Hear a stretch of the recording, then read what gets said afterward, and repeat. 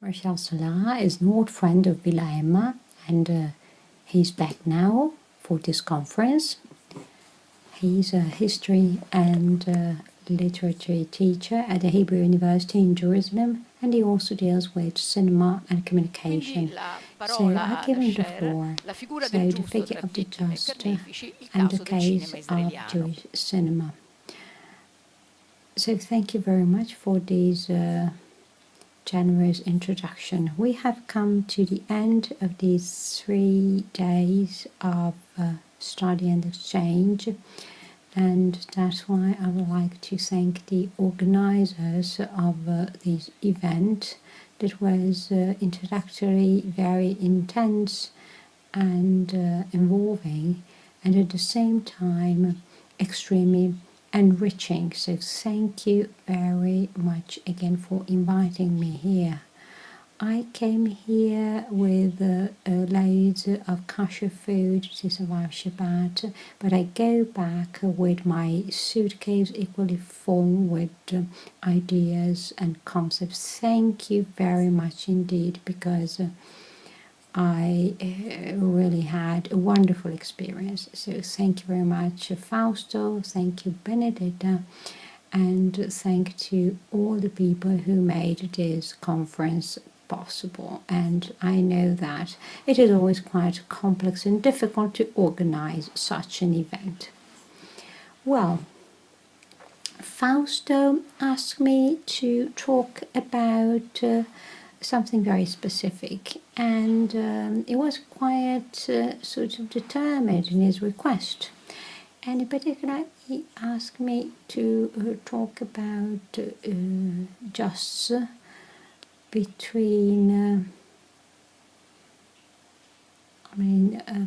perpetrators and victims within the Jewish context. Well, specifically, there are 3 methodological issues that I won't elaborate here today, but that should be considered when dealing with such an issue. Well, first of all, we have cinema as a memorial tool, and cinema has been defined by many people as the most important tool of the memory of the 20th century. And in particular, when it comes to the era after the end of witnesses, well, cinema seems to become the most important tool to hand over memories. And so cinema is becoming more and more important in educational and information terms, but still we know that cinema is also quite problematic, because it provides these sometimes fake and or false presentation of a presence. So it's tricky sometimes without mentioning the spectacularization of some phenomena that sometimes lead to kitsch effects. Secondly, we have another issue that has to do with the Israeli culture and the way Israel decided to cope with the Holocaust memory. Well, it goes without saying that this is a quite interesting case, also in educational terms, because the Holocaust memory was developed in Israel in a different way compared with other countries, in particular in Europe and in Western in general. Well, I must confess that sometimes it's hard for me to express myself when some people sort of have specific attitude. Some years ago, Fini, an Italian politician, came to Yad Vashem to present his apologies for what had been done And that was quite problematic, even though we chose the Yad Vashem, because actually, well, there was a sort of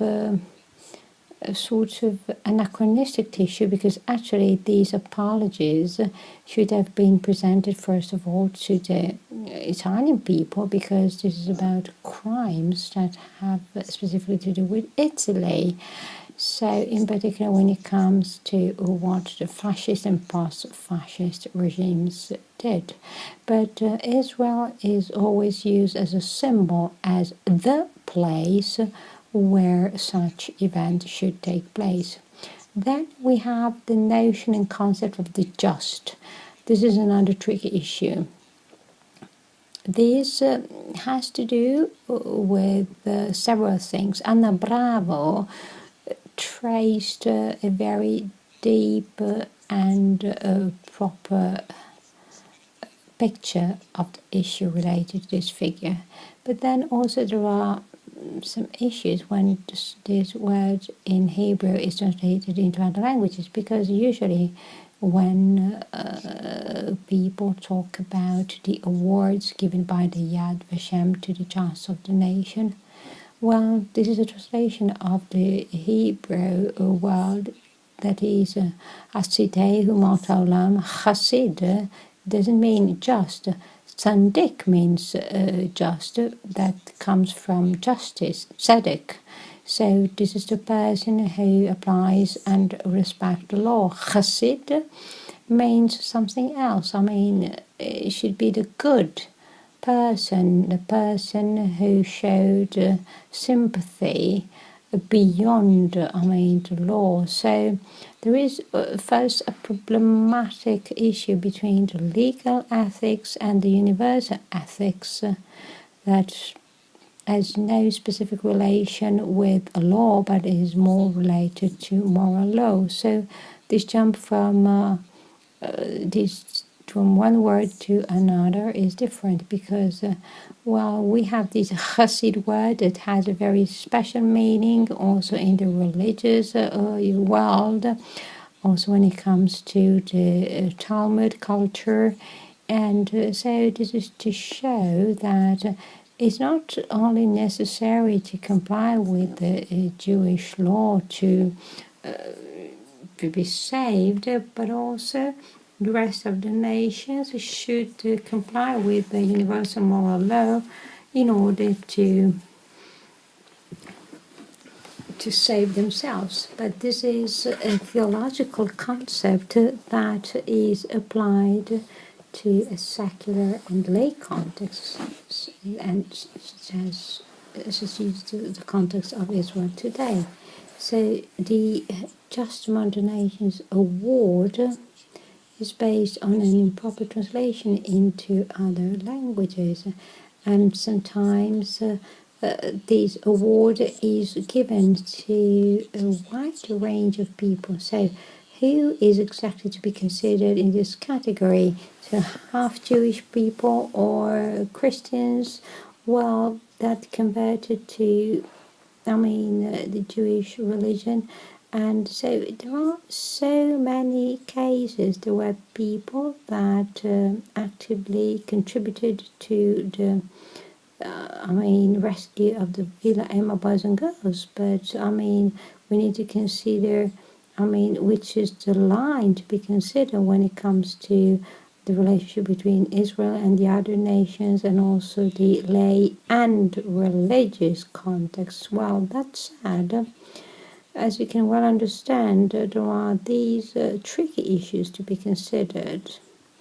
However, I'll try to tell you more about the main differences that exist in Israeli cinema when it comes to the memory of the Holocaust. Of course, literature is equally interesting, theater as well, and especially in relation to Israel and the European tradition. But basically, as you can see on the slide, I linked up with the perpetrators, victims, and bystanders. The title of a famous book, because these are the three key categories that usually come back in the films.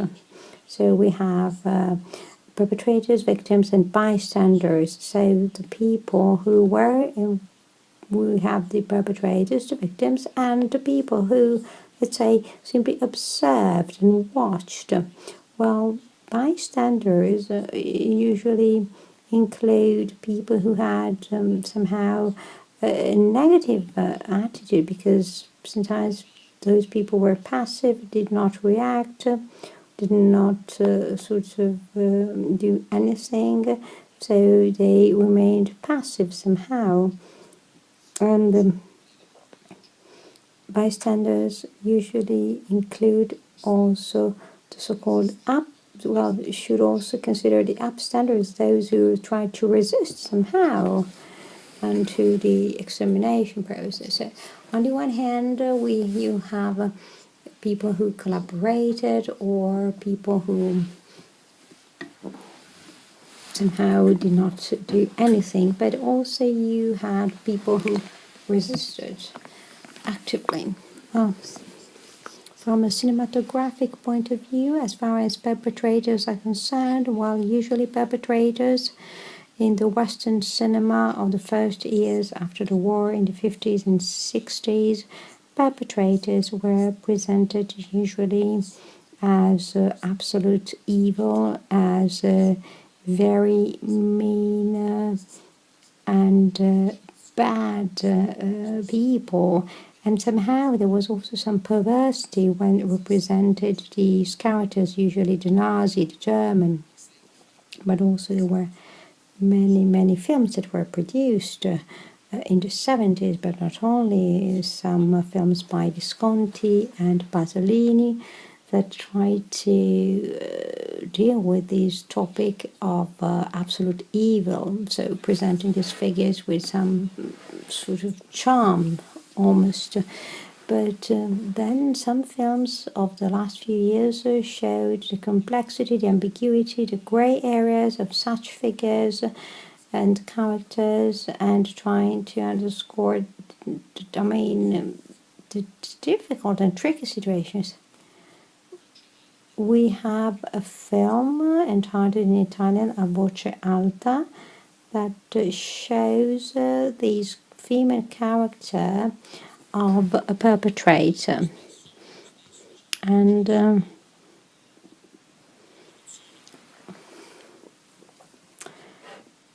these figures are always connected to those of victims. Victims were usually presented after the war, especially as sacrifice objects, object of reject or of sympathy, say of pity and compassion. So sometimes there was no complete identification with the pain and suffering. Well, there is an Italian film of 1948 by Goffredo Alessandrini, The Ebreo Errante, but also Capo, that made this term famous internationally. And we have Judith as the protagonist, the starring role, and her character is very ambiguous. She's object of pity and compassion, but also as a person with a certain ideologic ambiguity. So we have also the Laurent Daziev character that is quite different. Then in the 70s and 80s, we have victims becoming a symbol of for identification. So we have victims becoming heroes, proper heroes. So they certainly trigger identification. And over the last few years, there was something else that happened that was quite interesting, almost a revisionist interpretation of the victim. Sometimes you have victims that are very tricky scoundrels, rascals, like Glorious Bastards by Quentin Tarantino, but also The Counterfeiters. Another film that shows a change in paradigm when it comes to victims. Well, as to bystanders, so those who watch from the outside, the so-called third parties, well then there is a certain evolution, because in the beginning these people were morally condemned because of their passivity. We have a man by Costa Gavras, an accusation toward these people, even though we have bystanders sort of being against, but certainly there is some sort of hard criticism towards the church that knew what was happening and did not do anything. So in this case, bystanders are in negative characters. But then over the 90s, we have a different kind of bystander, the bystander who becomes a hero, so the third party that rescues and saves. And so there was a sort of Schindlerization of these characters from the 90s on, with a plethora of films that you certainly know. And we have in Italy a film on Prolasca. I wouldn't say that they are not good, even though sometimes there are some inaccuracies from a historic point of view. But certainly they tried to rehabilitate some figures. We have Prolasca in Italy, but the consul in Budapest, or similar figures in Portugal, in Spain. So we have the very same kind of template that is applied when it comes to telling these feel-good stories. We have several examples of this kind, down to films that, in my opinion, are extremely problematic, and that have to do with Villa Emma. We have a movie of 2004 that is about the Villa Emma boys and girls story. So this story is used to talk about Italians as good people. So this even goes beyond that. It is about Italians as heroes, and with heroes from all over the place, and with surreal situations and surreal characters. And the Villa Emma story was used as, let's say, a key element of the plot, and that sort of is something that I don't really like very much, but still. Well, going back to bystanders, I may finish here because actually we find some patterns. But what about then the Israeli cinema? Well, I can tell you that considering all the feature films produced in Israel from 45 on, there were 800 films being produced, and I made a lot of research work also on the representation of minorities in Israeli cinema, and half of these films actually are deprived of any just of the nations. On the contrary, European cinema and American cinema are full of films with justs as protagonists, but this is not the case in the Israeli cinema. And the same can be said about the Holocaust cinema that has become also almost a genre. But in Israel, well, there was a different attitude towards using cinema to tell the story. Well, I think that today we have 800 feature films and dramas having been produced. And also when it comes to dramas, the situation doesn't change really. So only 5 products over 6 years make reference to Europe during the Holocaust years. And out of these 5 films, well, they are almost all foreign co-productions. So these films are usually devoted to international audience, English, German, American audience. And these films were not enormously distributed in Israel. So we may say out loud that the cinematographic description of the Holocaust, meaning by that the description of the places where everything occurred, well, is almost neglected by the Israeli cinema. And when it comes to the representation of the Holocaust, this is a matter not only of places, but also of people and situation. Well, in that case, there are films with references to the Holocaust, but the Holocaust is not the main topic, and we're about over 10% of films totally produced in Israel like that. Well, in this respect, I think it is interesting to talk about, for instance, how the book by Indig was received. Well, first, the translation was made very late. The memories were written right after the war in 45-46 in German, but it took a long time to have them translated.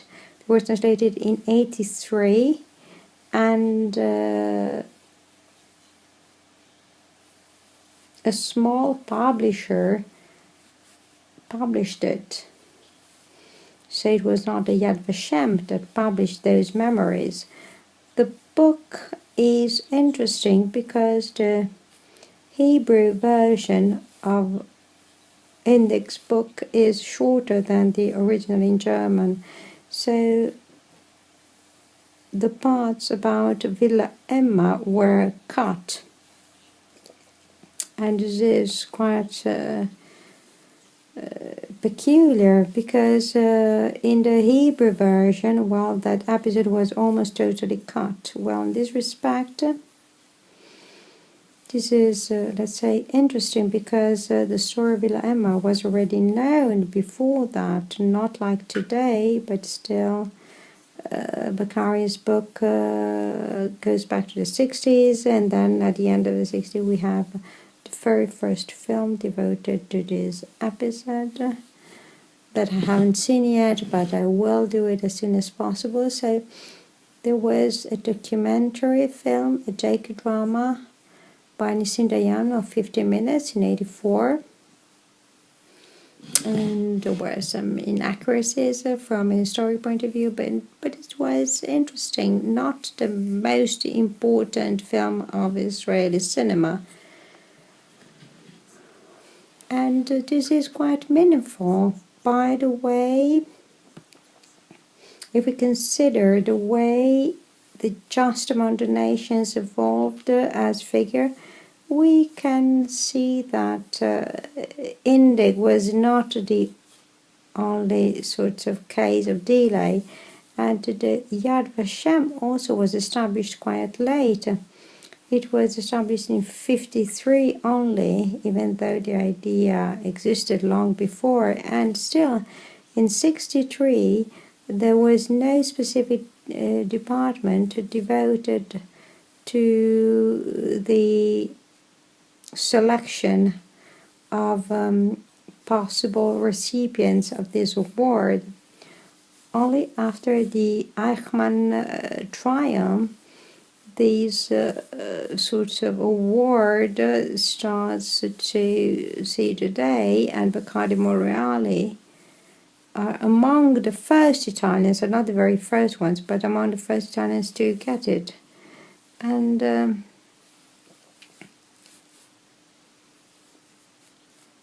when,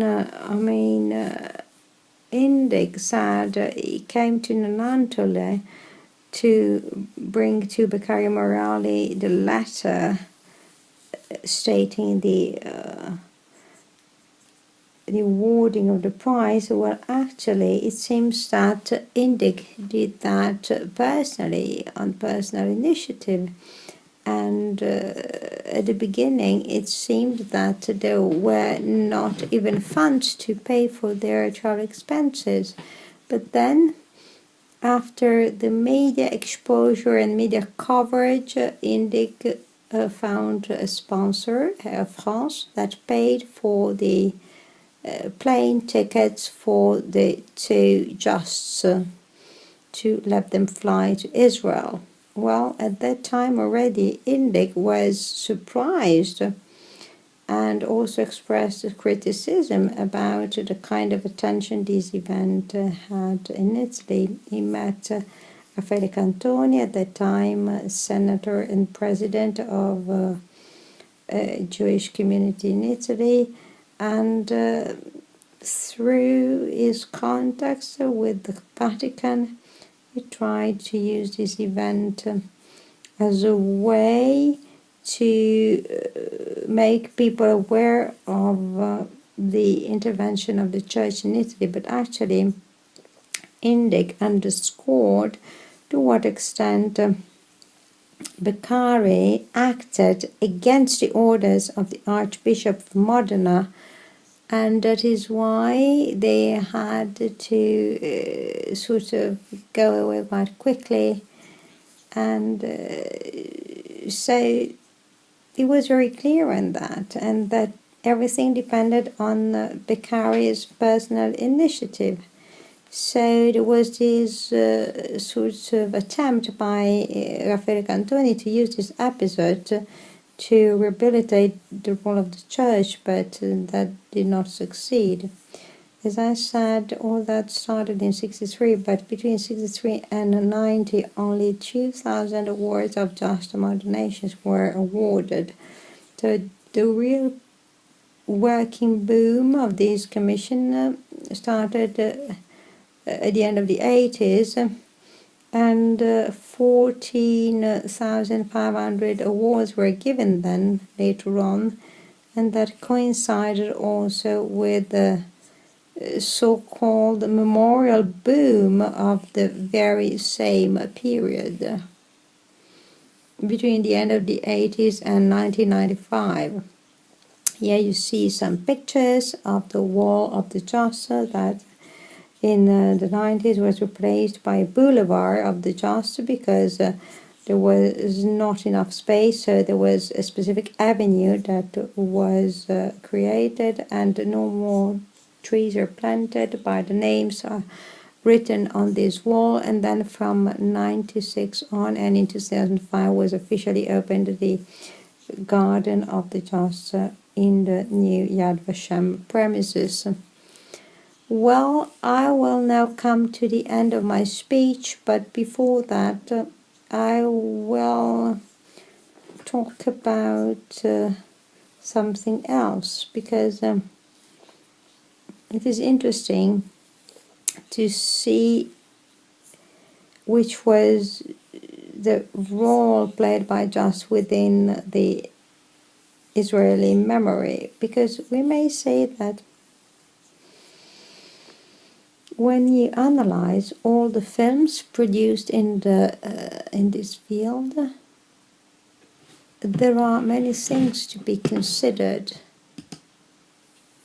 There were at least 5 key phases, or best 5 psychoanalytical categories that may be helpful to better understand a certain evolution, as well as the difficulties to cope with such a collective traumatic event. So these 5 categories are just very general and have to do with some key psychoanalytical mechanisms. We have the first period in the 40s and 50s that was characterized by a sort of neglection of the Holocaust.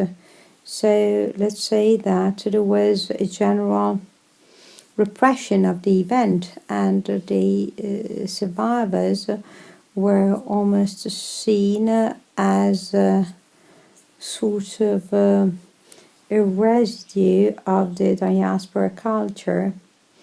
And in particular, these people are seen as almost discarded people, excluded people, and in particular we have children who are considered as discards and not as hope. So the survivor children are always hit by diseases and are unable to fit into the social context. So the 50s are difficult years to cope with this very heavy memory. We have Nocturne Nebel, an Italian-French documentary film on Auschwitz. It lasts 2 hours, and the word Jewish is used just once all over the film. The word Jew, sorry. So all that is totally almost ignored. And the same applies to the Israeli cinema. And I didn't find many films, just one actually, a Martino one, about the Holocaust. And during that very same period, in Israel, as in Italy and the rest of the world, we have some sort of erotic charm that is developed, and the witness by excellence of the Holocaust is Kasetnik, who wrote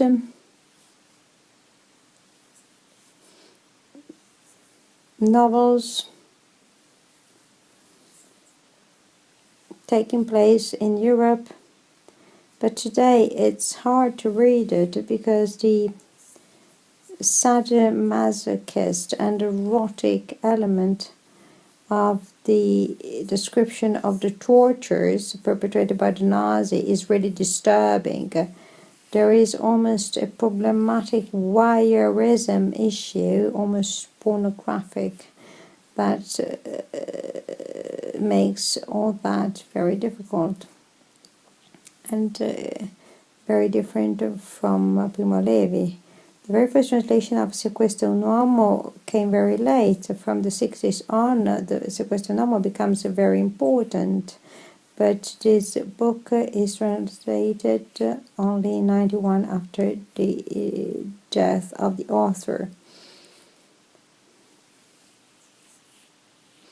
So after the repression, there is a period of rationalization and progressive identification between Israel and the victims, and that happens after the Eichmann trial. And there, the Holocaust is also used as a self-identification of Israel to better define its identity, and so the small state threatened by everybody. So again, that situation was the case after the trial. So there was this trauma processing, but then we have the most recent years, and forgive me if I make this huge jump. We have the memorial boom of the 90s with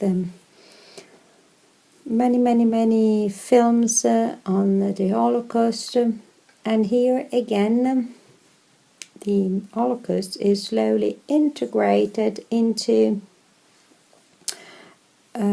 much more academic and historic oriented discourse. So there is a further evolution in terms of trauma processing, and really to close, I would like to mention what some young directors have been doing over the last few years, directors of the third generation, and maybe you saw a film called Unfinished by Real and Yashkonsky.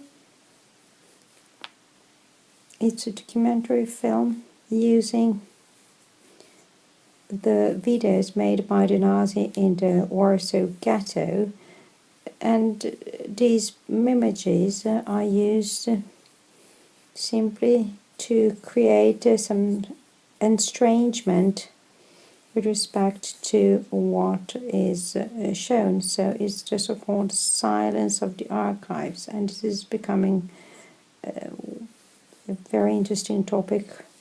And we have Pizza at Auschwitz, another interesting film, and a daughter follows her father in the memorial trip to Auschwitz, where he had been imprisoned, and in spite of what is seen and in spite of the direct witness of the father, well, the crew and the daughter start being hungry, and so pizza being eaten in Auschwitz becomes a tool to create this sort of estrangement and sort of gap with the memorial deeds. Thank you very much for your attention.